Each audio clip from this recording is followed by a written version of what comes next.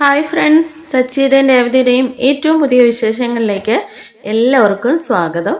അങ്ങനെ സുധിയുടെ 5 ലക്ഷം രൂപ പറ്റിച്ചു കൊണ്ടുപോയവരെ കുറിച്ചൊക്കെ പോലീസ് സ്റ്റേഷനിൽ കംപ്ലൈൻറ്റ് കൊടുക്കുന്ന വീഡിയോ ഒക്കെ സച്ചി കൊണ്ടുവന്ന് എല്ലാവരെയും കാണിക്കുന്നുണ്ട് കേട്ടോ. അങ്ങനെ സച്ചി പറയുന്നുണ്ട് എങ്ങനെയാണ് സുധിക്ക് ആ ക്യാഷ് കിട്ടിയതെന്ന് ഞാൻ കണ്ടുപിടിക്കുമെന്ന്. എന്നാൽ സുധിയും ചന്ദ്രയും കൂടിയിട്ട് അവിടെ വീണ്ടും ഒരു നാടകം ക്രിയേറ്റ് ചെയ്യായിരുന്നു. സുധി തൽക്കാലം വീണ്ടും രക്ഷപ്പെടുകയാണ് കേട്ടോ. സുധിയുടെ മറ്റൊരു ഫ്രണ്ടായ ആനന്ദിന്റെ കയ്യിൽ നിന്നാണ് ആ ക്യാഷ് മേടിച്ചതെന്ന് ചന്ദ്രമതി സുധിയെ കൊണ്ട് പറയിപ്പിക്കുന്നുണ്ട്. അതിനുശേഷം സച്ചി പോയിട്ട് ആ പാർക്കിലെ ഫ്രണ്ടിനെ പോയി കാണുന്നുണ്ട് കേട്ടോ. അയാളുടെ കയ്യിൽ നിന്നല്ല പൈസ മേടിച്ചെന്നുള്ള സത്യവും സച്ചി മനസ്സിലാക്കുന്നുണ്ട്. എന്നാൽ എങ്ങനെയാണ് തെളിവ് സഹിതം സുധിയാണ് അവരുടെ സ്വർണം എടുത്തതെന്ന് തെളിയിക്കാൻ വേണ്ടിയിട്ട് സച്ചി വീണ്ടും മറ്റൊരു പ്രയോഗങ്ങളാണ് കേട്ടോ നടത്തുന്നത്. അപ്പോൾ ട്വിസ്റ്റ് നിറഞ്ഞ എപ്പിസോഡുകളാണ് വരാൻ പോകുന്നത്. നമ്മുടെ ചാനലൊന്ന് ലൈക്ക് ചെയ്തും ഹൈപ്പ് ചെയ്തും കൂടിയിട്ട് കാണാൻ ശ്രമിക്കണം കേട്ടോ. അങ്ങനെ നമുക്ക് എപ്പിസോഡ് സ്റ്റാർട്ട് ചെയ്യാം. ആദ്യം തന്നെ കാണിക്കുന്നത് നമ്മുടെ രേവതി ആണെങ്കിൽ മറ്റൊരു പൂക്കാരി ചേച്ചിയായിട്ട് ഇങ്ങനെ സംസാരിച്ചുകൊണ്ടിരിക്കുക കേട്ടോ. അങ്ങനെ രേവതി പറയുന്നുണ്ട്, ചേച്ചി എന്തായാലും ഈ പൂക്കട വെക്കുന്നതിനേക്കാളും ലാഭം ചേച്ചി എന്നെ പോലെ ഒരു വണ്ടി എടുത്തിരുന്നെങ്കിൽ ആവശ്യമുള്ള ആളുകൾക്ക് സമയത്ത് പൂ കൊണ്ട് കൊടുക്കുകയും ചെയ്യാം, നമ്മുടെ ബാക്കി കാര്യങ്ങളും നടക്കും. അങ്ങനെയാവുമ്പോൾ നല്ല കച്ചവടം കിട്ടും. ചേച്ചിയുടെ ഭർത്താവിനോട് പറ എന്നെ പോലെ ഒരു വണ്ടി മേടിച്ചു തരാൻ പറയണേ. അപ്പോഴേക്കും രേവതി, നീ എന്താ ഈ പറയുന്നത്? നിനക്ക് കിട്ടിയ പോലെ ഭർത്താവിനെ എല്ലാവർക്കും കിട്ടുമോ? എൻ്റെ ഭർത്താവാണെങ്കിൽ ഒരു സാരി മേടിച്ച് തരാൻ പറഞ്ഞാൽ പോലും വാങ്ങി തരില്ല. പിന്നെയല്ലേ നിന്റെ പോലെ ഒരു വണ്ടി. എന്തായാലും നീ ഭാഗ്യം ചെയ്ത പെൺകുട്ടിയാ. അതുകൊണ്ടല്ലേ സച്ചിയെ പോലെ നിന്റെ എല്ലാ കാര്യവും അറിഞ്ഞ് നിന്റെ കൂടെ നിൽക്കുന്ന നിനക്കൊരു ഭർത്താവിനെ കിട്ടിയതെന്നൊക്കെ ഇങ്ങനെ സംസാരിച്ചുകൊണ്ട് നിൽക്കുകയാണ് കേട്ടോ. ഈ സമയം നമ്മുടെ സച്ചി ആണെങ്കിൽ ആനന്ദിനെ കണ്ടിട്ട് ഭയങ്കര ടെൻഷനായിട്ട് തിരിച്ചു വരികയാണ്. എന്തായാലും സുധി, എൻ്റെ രേവതിയുടെ സ്വർണ്ണമാണ് നീ മോഷ്ടിച്ചതെന്നുള്ളത് എനിക്കറിയാം. എങ്ങനെയെങ്കിലും ഞാൻ നിന്നെ പൂട്ടുമെന്നൊക്കെ ഇങ്ങനെ മനസ്സിൽ പിറുപിറുത്തുകൊണ്ടാണ് സച്ചി വരുന്നത്. അങ്ങനെ രേവതിയെയും ആ ചേച്ചിയെയും കാണുമ്പോഴേക്കും സച്ചി സൈഡിലായിട്ട് ഇങ്ങനെ വണ്ടി ഒതുക്കുന്നുണ്ട്. ആ ചേച്ചി രേവതിയോട് സച്ചിയെക്കുറിച്ച് ഇങ്ങനെ കൊഴുത്തി സംസാരിച്ചുകൊണ്ടിരിക്കുന്ന സമയത്താണെങ്കിലോ സച്ചി അങ്ങോട്ടേക്ക് വരുന്നത്. ഇതൂടെ കാണുമ്പോഴേക്കും രേവതിക്ക് ഭയങ്കര സന്തോഷമാകുന്നുണ്ട്. അങ്ങനെ സച്ചി ഓടി ചെന്നിട്ട് രേവതിയോട് പറയുന്നുണ്ട്, രേവതി നീ ഇങ്ങോട്ടേക്ക് വന്നേ, ഞാനൊരു കാര്യം പറയട്ടെ എന്ന് പറഞ്ഞ് രേവതിനെ അങ്ങോട്ടേക്ക് മാറ്റി കൊണ്ടുപോയിട്ട് സംസാരിക്കുകയാണ് കേട്ടോ. എന്താ സച്ചിയേട്ടൻ്റെ മുഖത്തൊരു ടെൻഷൻ പോലെ? അത് രേവതി, ഞാനിപ്പോൾ ആനന്ദിനെ കണ്ടിട്ടാണ് വരുന്നത്. എന്നിട്ട് എന്ത് പറഞ്ഞു ആനന്ദ്?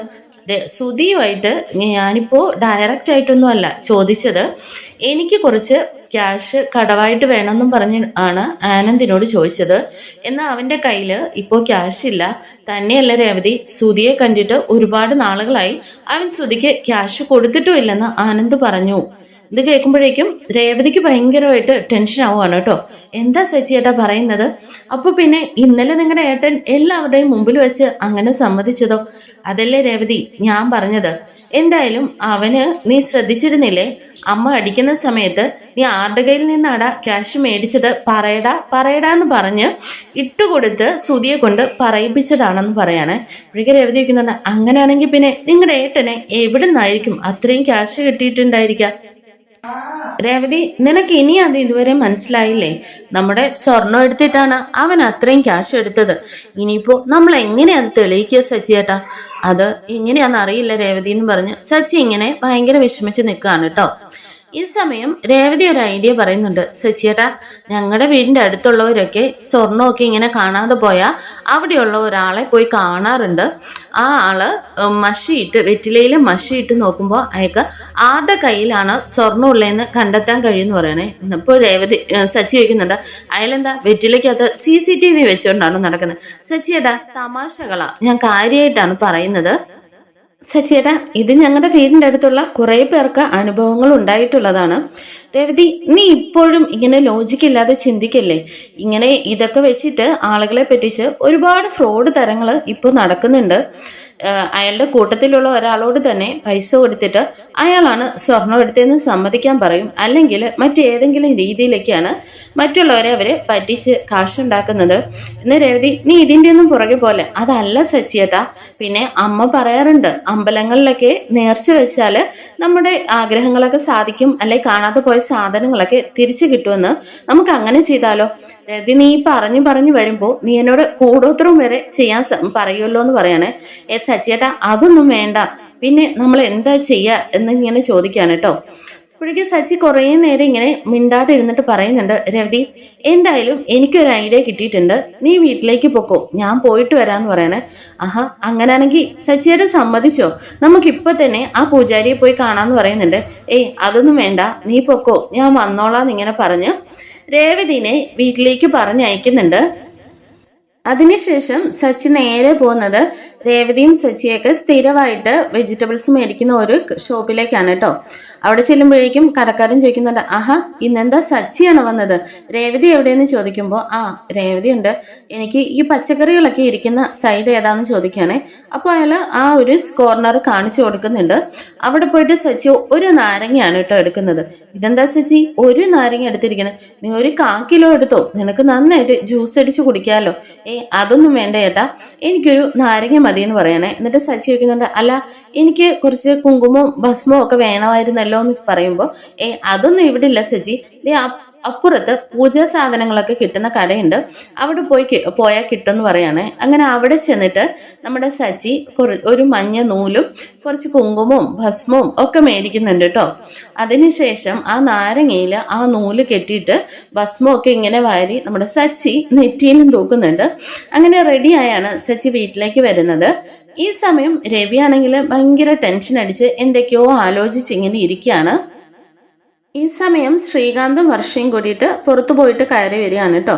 അങ്ങനെ രവിയോട് ചോദിക്കുന്നുണ്ട്, അങ്കിൾ എന്താ ഇത്ര ഡീറ്റെയിൽ ആയിട്ട് ചിന്തിക്കുന്നതെന്ന് ചോദിക്കുകയാണ്. എന്നാൽ ഇതൊന്നും രവി കേൾക്കുന്നേ ഇല്ല കേട്ടോ. അപ്പോഴേക്കും പെട്ടെന്ന് തന്നെ ഇങ്ങനെ ഞെട്ടിയിട്ട് അച്ഛാന്നിങ്ങനെ ശ്രീകാന്ത് വിളിക്കുമ്പോൾ, എന്താ മോനെ, അച്ഛൻ എന്താ ഇത്ര ചിന്തിക്കുന്നത്? ഞങ്ങൾ ചോദിച്ചൊന്നും കേട്ടില്ലേ? ഇല്ല, എന്താ അച്ഛാ ചിന്തിക്കുന്നതെന്ന് ചോദിക്കാണ്. അത് ഈ വീട്ടിൽ നടക്കുന്ന കാര്യങ്ങളെക്കുറിച്ചൊക്കെ ചിന്തിച്ചിട്ട് ഒരെത്തും പിടിയും കിട്ടുന്നില്ല.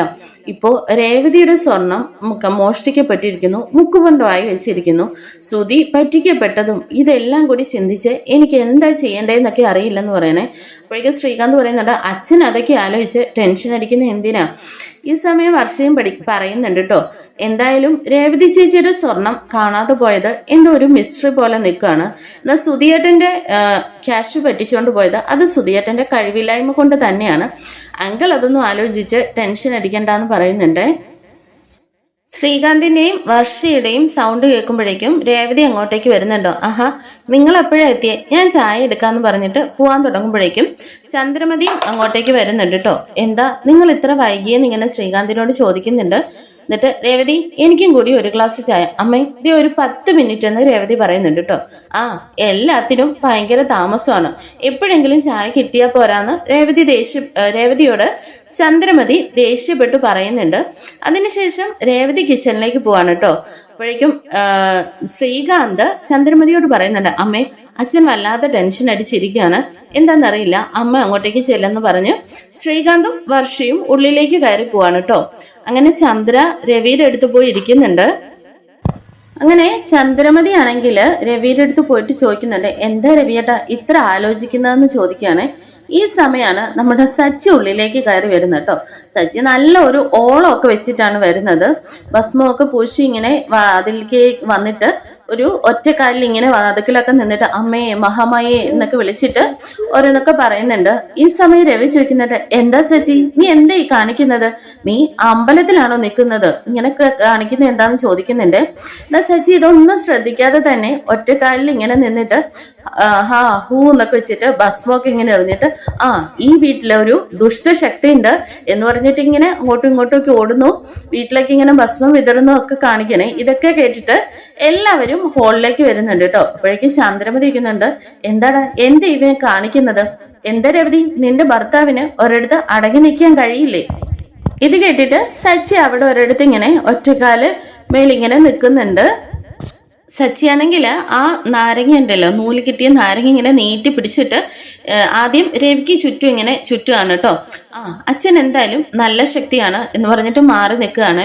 വീണ്ടും എന്തൊക്കെയോ ഇങ്ങനെ വിളിച്ച് പറയാണ്. അപ്പോഴേക്ക് രേവതി അടുത്ത് എന്നിട്ട് പറയുന്നുണ്ട്, സച്ചിയേട്ടാ ആവശ്യമില്ലാത്ത ഒന്നും വിളിച്ചു പറയരുത്, നിങ്ങൾക്ക് ദൈവകോപം കിട്ടുമെന്ന് പറയുന്നുണ്ട്. സച്ചി അതിനൊന്നും മറുപടി കൊടുക്കുന്നില്ല. ശേഷം ചന്ദ്രമതിയുടെ നേരെ ഇങ്ങനെ ചുറ്റുവാണ് കേട്ടോ. ഇതൊക്കെ കാണുമ്പോൾ ചന്ദ്രമതിക്ക് ആകെ അങ്ങ് ടെൻഷൻ ആവുന്നുണ്ട്. അങ്ങനെ ചന്ദ്രമതി ഓടിപ്പോയിട്ട് രവിയുടെ അടുത്തേക്ക് നിൽക്കുന്നുണ്ട്. ഈ സമയമാണ് നമ്മുടെ ശ്രുതിയും കൂടിയിട്ട് കയറി വരുന്നത് കേട്ടോ. അവരെ കാണുമ്പോഴേക്കും എത്തിയോ എന്ന് പറഞ്ഞിട്ട് വീണ്ടും എന്തൊക്കെയോ ഇങ്ങനെ പറഞ്ഞുകൊണ്ട് ശ്രുതിയുടെ നേരെ ഇങ്ങനെ ചുറ്റുകയാണ് കേട്ടോ. ഇത് കാണുമ്പോഴേക്കും ശ്രുതി ചോദിക്കുന്നുണ്ട്, അല്ല ആന്റി എന്തൊക്കെയാ ഈ സച്ചി ഇവിടെ കാണിക്കുന്നത്? അറിയില്ല ശ്രുതി, ഇവൻ കുറെ നേരമായി എന്തൊക്കെയോ കാണിച്ചു കൂട്ടുന്നു എന്ന് പറയാണ്. എന്നിട്ട് ശ്രുതിക്ക് നേരെ ഇങ്ങനെ ആ നാരങ്ങയും പിടിച്ചുകൊണ്ട് വലം വെച്ചിട്ട് ദുഷ്ടശക്തിയുടെ പവർ എന്താണെന്ന് എനിക്കിപ്പം മനസ്സിലായി എന്ന് പറഞ്ഞിട്ട് ഇങ്ങനെയൊക്കെ വെക്കുന്നുണ്ട്. ഇത് കേൾക്കുമ്പോൾ ശ്രുതിക്ക് ഭയങ്കര ടെൻഷൻ ആവുകയാണ്. ഈ സമയം രവിയാണെങ്കിൽ രേവതിയോട് പറയുന്നുണ്ട്, മോളെ അവനെ പിടിച്ചു നിർത്തിയിട്ട് എന്താ കാര്യം എന്ന് ചോദിക്കുന്നു പറയാണ്. അങ്ങനെ രേവതി അടുത്തേക്ക് എന്നിട്ട് സച്ചിയേട്ടാന്ന് പിടിച്ചിങ്ങനെ കുലുക്കിയിട്ട് പിടിച്ചു നിർത്തുന്നുണ്ട്. അപ്പോഴേക്കും ഇങ്ങനെ നിന്ന് ആടിയിട്ട് എന്തോ ഇങ്ങനെ ദേഹത്ത് നിന്ന് ഇറങ്ങി പോകുന്ന രീതിയിലുള്ള ആക്ഷനൊക്കെ സച്ചി കാണിക്കുന്നുണ്ട് കേട്ടോ. അപ്പോഴേക്കും രവി ചോദിക്കുന്നുണ്ട്, എന്താ പറ്റിയെന്ന്. എന്താ അച്ഛാ, എന്താ എനിക്കൊന്നും മനസ്സിലായില്ല. നീ എന്തിനാ ഇങ്ങനെ കിടന്ന് ബഹളം വെക്കുന്നത്? ഞാൻ ബഹളം വെച്ചോ? അതൊന്നും എനിക്ക് ഓർമ്മയില്ല അച്ഛാ. എന്തോ എന്റെ ദേഹത്തുനിന്ന് ഇങ്ങനെ ഒരു സ്വാമി ഇറങ്ങി പോയതുപോലെ എനിക്ക് തോന്നുന്നുണ്ടെന്ന് പറയാണേ. നമ്മുടെ ചന്ദ്രമതിക്ക് ഇങ്ങനെയുള്ള കാര്യങ്ങളിലൊക്കെ ഭയങ്കരമായിട്ട് ഓവറായിട്ട് അന്ധവിശ്വാസം കൂടി ഉണ്ട് കേട്ടോ. അതോടെ കേൾക്കുമ്പോൾ ചന്ദ്രമതിക്ക് ഭയങ്കര ടെൻഷൻ ആവുന്നുണ്ട്. രവിയേട്ടാ ഇവനെന്തോ ബാധ കയറിയെന്നാ തോന്നുന്നത് എന്ന് പറയണേ. അങ്ങനെ രവി ചോദിക്കുന്നുണ്ട്, എന്താ നീ കാണിക്കുന്നത്? എന്താന്ന് വെച്ചാൽ കാര്യം പറ. അപ്പോഴേക്കും സച്ചി പറയുന്നുണ്ട് കേട്ടോ, അതച്ഛാ എൻ്റെ കയ്യിലിരിക്കുന്ന ഈ നാരങ്ങ കണ്ടോ, ഞാനൊരു സ്വാമിയുടെ അടുത്ത് പോയിരുന്നു. അച്ഛാ ഈ നാരങ്ങ ഉണ്ടല്ലോ, ഇത് സാധാരണ നാരങ്ങ അല്ലെന്ന് പറയണേ. ഇപ്പോഴേക്കും വർഷ ചോദിക്കുന്നുണ്ട്, അതെന്താ സച്ചിയേട്ടാ ഇത് ഇമ്പോർട്ടഡ് വല്ലതും ആണോ? അങ്ങനെയൊന്നും അല്ല. അപ്പോഴേക്ക് രേവതി വന്നിട്ട് വീണ്ടും ചോദിക്കുന്നുണ്ട്, സച്ചിയേട്ടാ നിങ്ങൾ എന്തൊക്കെയാ പറയുന്നത്? ഈ നാരങ്ങയ്ക്ക് എന്താ പ്രത്യേകത? അത് രേവതി എൻ്റെ ഒരു ഫ്രണ്ട് പറഞ്ഞിട്ട് ഞാനൊരു സ്വാമിജിയെ കാണാൻ പോയിരുന്നു. അപ്പോൾ നമ്മുടെ സ്വർണ്ണമൊക്കെ കവറിങ് ആയല്ലോ, അപ്പോൾ അതെന്തോ മായോ മന്ത്രമോ ഒക്കെ ആണെങ്കിലോ എന്ന് വിചാരിച്ചിട്ടാണ് അവിടെ ചെന്നത്. അപ്പോൾ ആ സ്വാമിജി തന്നതാണ് ഈ ശക്തിയുള്ള നാരങ്ങ എന്ന് പറയാണ്. അപ്പോഴേക്കും വീണ്ടും ശ്രീകാന്ത് ചോദിക്കുന്നുണ്ട്, എന്താ ഈ നാരങ്ങയ്ക്ക് ഇത്ര പവർ കിട്ടാനായിട്ട്? അതിനകത്ത് എന്തെങ്കിലും മെറ്റൽസ് വെച്ചിട്ടുണ്ടോ എന്ന് വർഷ ചോദിക്കുന്നുണ്ട്. അതൊന്നുമല്ല, ആ സ്വാമിജി മന്ത്രിച്ചു തന്ന നാരങ്ങയാണിത്.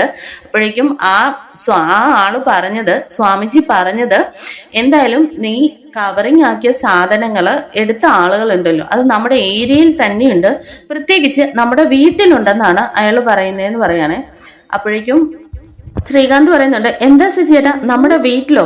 അതെ ശ്രീകാന്തെ, ഞാൻ അന്നേരം അദ്ദേഹത്തോട് പറഞ്ഞിരുന്നു നമ്മുടെ വീട്ടിലുള്ളവരൊന്നും അങ്ങനെയുള്ളവരല്ല, ഒരിക്കലും നമ്മുടെ വീട്ടിലല്ല എന്ന്.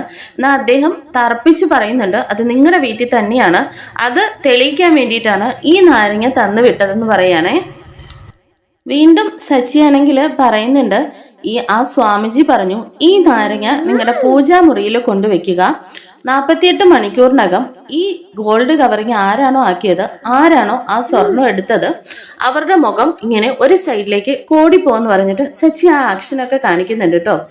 ഇതൂടെ കേൾക്കുമ്പോഴേക്കും നമ്മുടെ ചന്ദ്രയ്ക്കും ശ്രുതിക്കും ഒക്കെ ഭയങ്കര ടെൻഷൻ ആവുന്നുണ്ട്.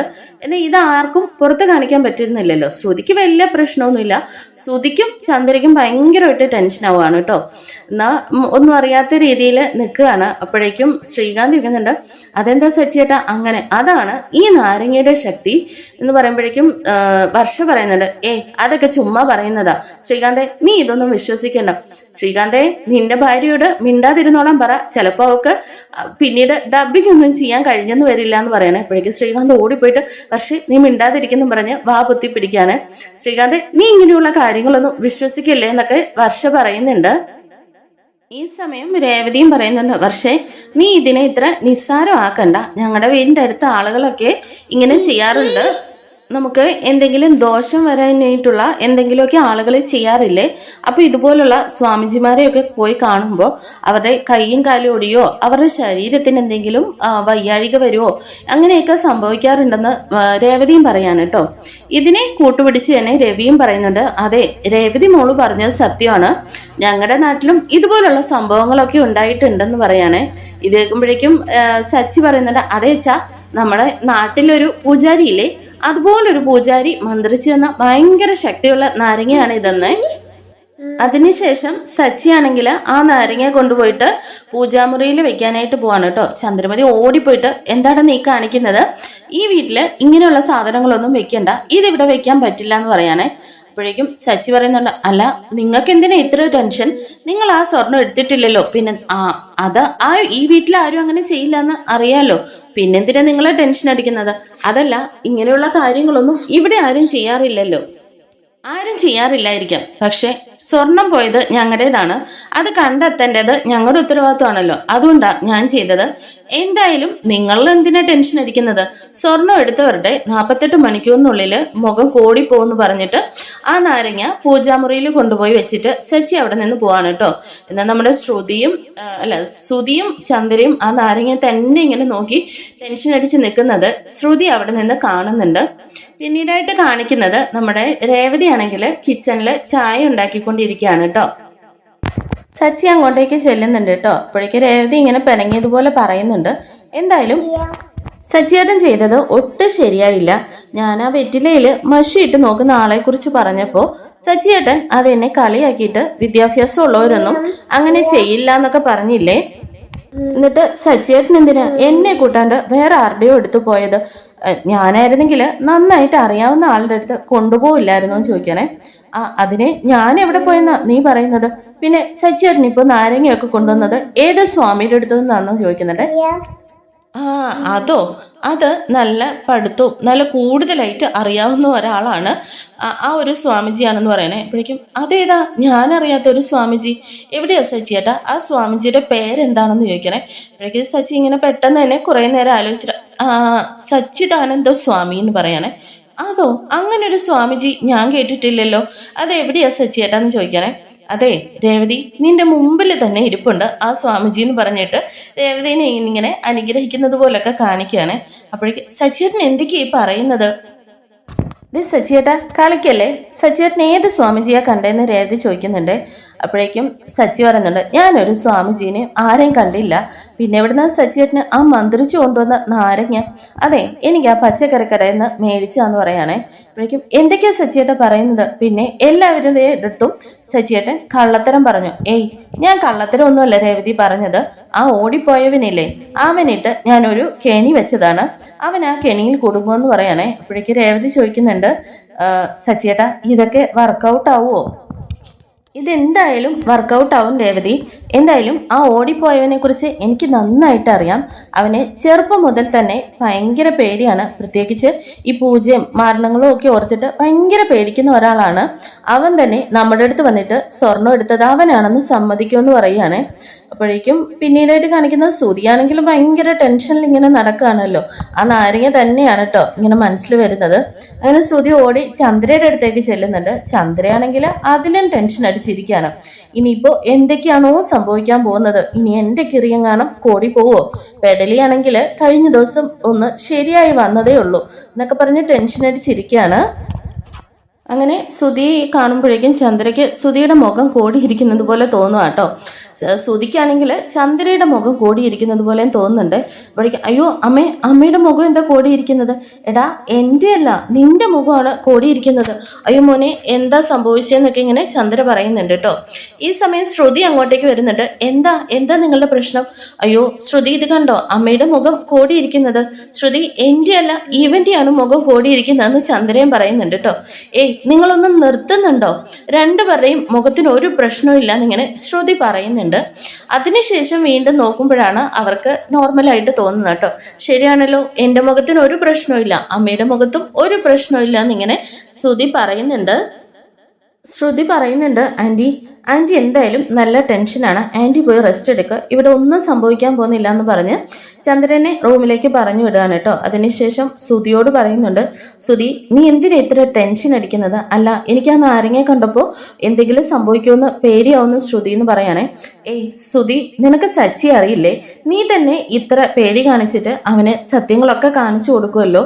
അവൻ ഇന്ന് വരെ ഒരു അമ്പലത്തിൽ പോകുന്നത് നീ കണ്ടിട്ടുണ്ടോ? പിന്നെയാണോ അവനൊരു പൂജാരിയെ കാണാൻ പോകുന്നത്? ഇതെല്ലാം അവന്റെ കള്ളത്തരങ്ങളാണ്, അത് നാളെ തെളിയും. നിനക്ക് ഒന്നും സംഭവിക്കാൻ പോകുന്നില്ല, നീ റിലാക്സ് ചെയ്ത് പാട്ട് കേട്ട് ഇവിടെ ഇരിക്കുന്നു പറയാനേ. അപ്പോഴേക്കും ശ്രുതി പറയുന്നുണ്ട്, ശ്രുതി എനിക്ക് നല്ല പേടിയുണ്ട്, എന്നാലും നീ പറഞ്ഞതൊക്കെ ശരി തന്നെയാണ്, എൻ്റെ അടുത്തുനിന്ന് എങ്ങും പോവല്ലേ ശ്രുതി എന്നൊക്കെ പറഞ്ഞ് ശ്രുതിനെയും അവിടെ പിടിച്ചിരുത്തുന്നുണ്ട്. ഈ സമയം വർഷ ഭയങ്കരമായിട്ട് ഇങ്ങനെ സച്ചി പറഞ്ഞ കാര്യങ്ങളെക്കുറിച്ചൊക്കെ ഇങ്ങനെ ചിന്തിച്ചുകൊണ്ട് ഇങ്ങനെ റൂമിൽ നിൽക്കുകയാണ് കേട്ടോ. തിരിഞ്ഞു നിൽക്കുകയാണ്. അവിടെ പോയിട്ട് പുറത്ത് ഇങ്ങനെ ശ്രീകാന്ത് തട്ടുന്നുണ്ട്. പെട്ടെന്ന് തിരിഞ്ഞിങ്ങനെ ചാടി അടിക്കാൻ വരുന്നതാണ്.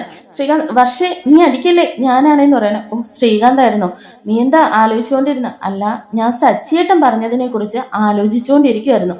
അല്ല, നീ പുറത്ത് വെച്ച് പറഞ്ഞു അങ്ങനെയൊന്നും ഇല്ല, അതിനെക്കുറിച്ചൊന്നും പേടിയില്ലെന്നൊക്കെ പറഞ്ഞല്ലോ എന്ന് പറയുമ്പോൾ വർഷ പറയുന്നുണ്ട്, ശ്രീകാന്തെ അതെനിക്ക് എന്തായാലും അതിനെക്കുറിച്ചൊക്കെ ചെറിയ വിശ്വാസങ്ങളൊക്കെ ഉണ്ട്.